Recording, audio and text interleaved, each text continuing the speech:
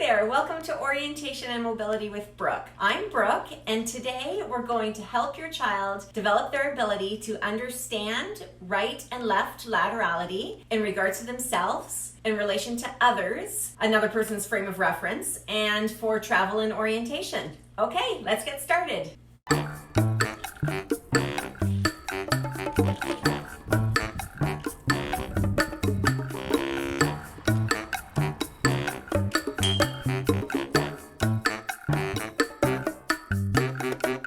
Learning the concept of right and left is a process for children. First, they learn it in relation to their own bodies. What you can do is you can put a bracelet or a watch onto your child's wrist, their right wrist. I have a band here, and you just keep it on their wrist, on their right wrist, and the right wrist is the one that always has the watch or the bracelet.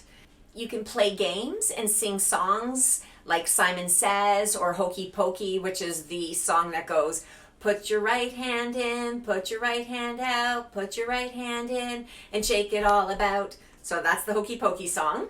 And then you do that with different body parts. You can also demonstrate with them that when they hold their left hand up and they stick their pointer finger up and their thumb out, that it makes the shape of a capital letter L.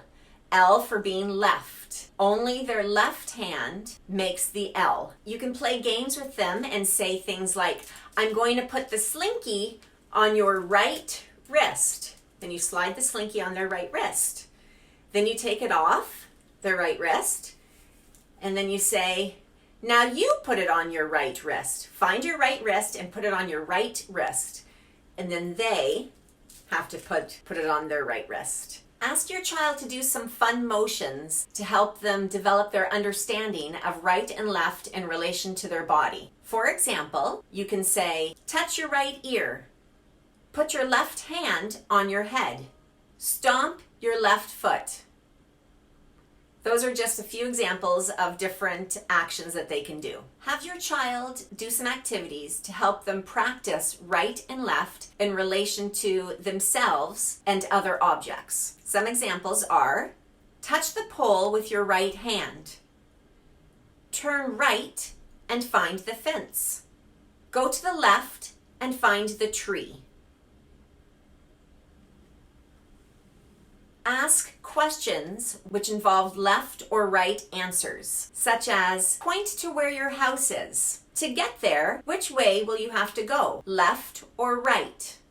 Help your child learn to reverse directions in relation to their surroundings and develop an understanding that when they turn around, their left and right is in reverse in relation to their surroundings. Practice with different exercises and emphasize this frequently. An example of this is, the tree is on your right. Now turn and come past the tree again. Now it is on your left. And have them point to the tree as they go by it. Another example is, what side do we hear the cars on? Yes, we hear them on our right. Now turn around and let's walk back. Now where do we hear the cars? Yes, we hear them on our left.